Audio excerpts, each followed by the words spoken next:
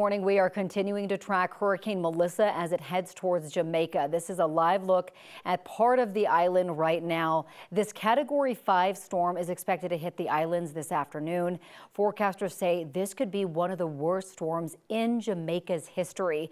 We now want to head over to our Jaden Knowles with the latest. We're talking not only wind, but storm surge and rain for this one. Yeah, that's right, Corey. And we've been tracking this all morning.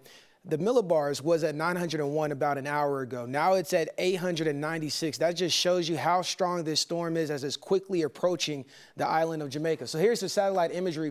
Notice the center of the storm, a perfect circle, almost looks like a donut. That shows you how strong the storm is as well. Usually it's a little bit ragged. Hopefully, as it quickly approaches the island of Jamaica, that it goes through a process called the eye wall replacement cycle. So it's at least less, not as strong as what we were expecting, but so far there's nothing in its path to weaken it at all. Let's talk about the track, though. It is expected to make landfall this afternoon around 1 p.m., really talking about Montego Bay, but the storm itself is bigger than the entire island. I mean, that last image that I showed you, Jamaica was in that image. If you couldn't see it, that's because the storm was covering it up. But the next in line will be Cuba, and then Bermuda, and then maybe the Bahamas, and then finally out towards the Atlantic Basin. But let's really break down why this storm is so historic and why we're really just talking about it. It's just because, yes, it's a Category 5 storm, and the wind speeds will be extremely strong, but we are talking about the rainfall amounts. Up to 40 inches is possible across the entire island of Jamaica. Here in Denver, we usually only see about 14 inches a year,